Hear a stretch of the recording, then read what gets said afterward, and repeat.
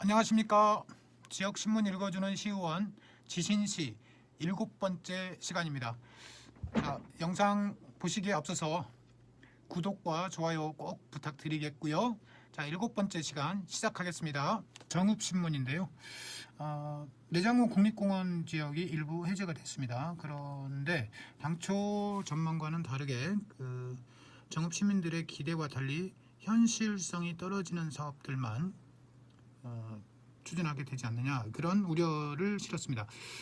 국립공원 일부 해제가 되면서 정읍시는 국가 생태 관광 지역인 솔티숲, 월령습지와 연계해서 생태 관광 자원을 활용하는 특색 있는 콘텐츠를 개발할 계획이었다고 했지만 당초 계획에는 1단계, 2단계 상당히 거창한 계획들이 많이 있었는데 실제로는 전망대 그리고 수변 생태 탐방로 만드는 것에 그치지 않겠느냐라는 그런 우려가 있습니다.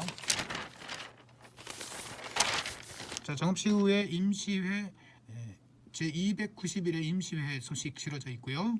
3월 14일에 대한노인회 지회장 선거가 있는데요. 지금 현재 이호춘 회장님, 또 나병길 대한노인회 노인대학 학장님, 이종렬 전 사무국장님, 이렇게 3파전이 예상된다고 합니다.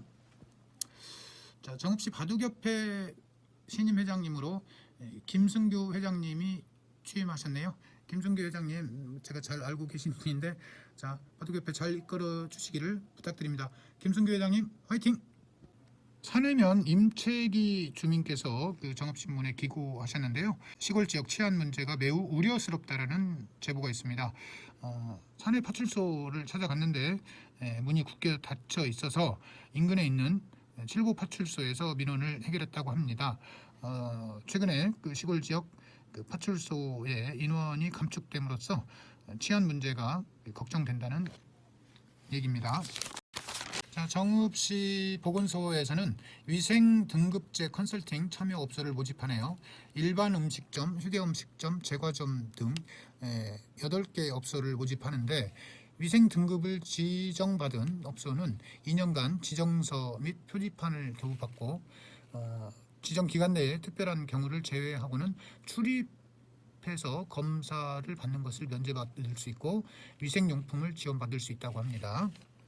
자, 시 노인장애인과에서는 폐지 수집 노인에 대한 전수조사를 하기로 했습니다.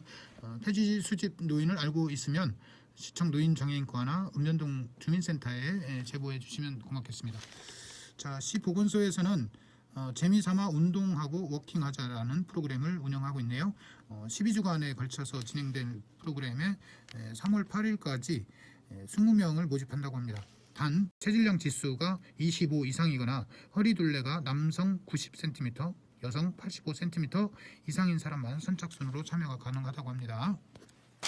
10년 넘게 쓰레기 처리 특정 업체에 수의 계약을 하고 있는 것은 특혜지 않느냐라는 주장이 있습니다.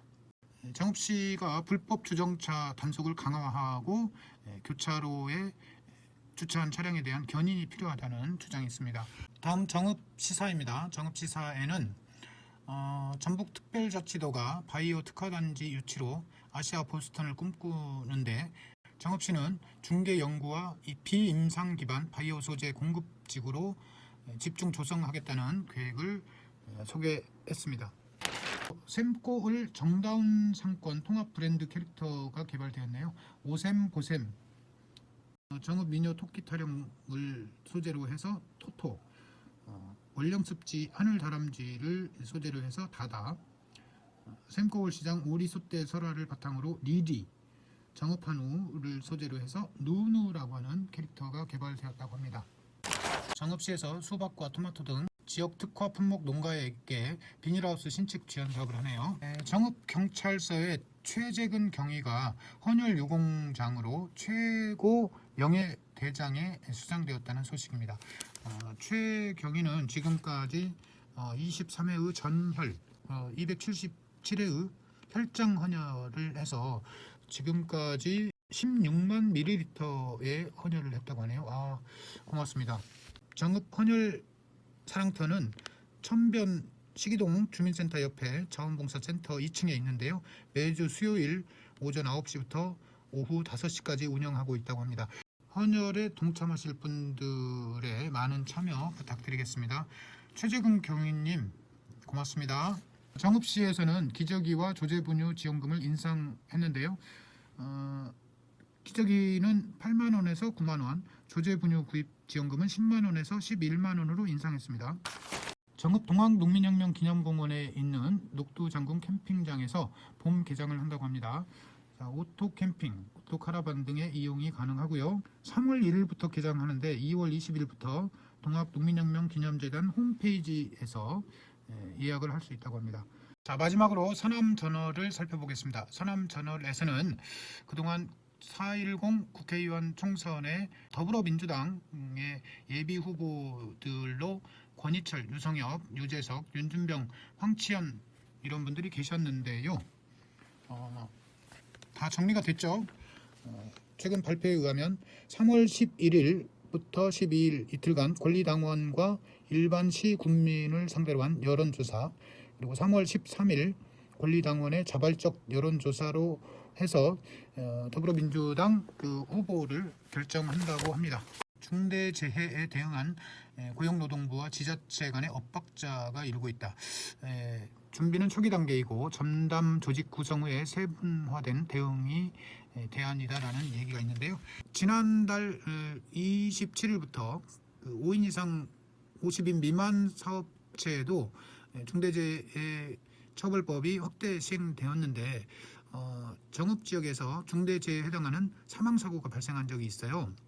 그런데 지자체와 또 고용노동부 간에 그 협업이 좀 필요하고 또 그런데 아직까지 그 5인 이상 50인 미만 사업장에 대한 정확한 업체 수조차 파악하지 못하고 있는 것으로 조사되었다는 얘기가 있습니다.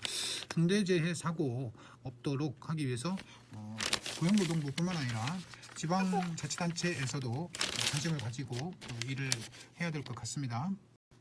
서남권 아동보호 전문기관이 개관을 했는데요.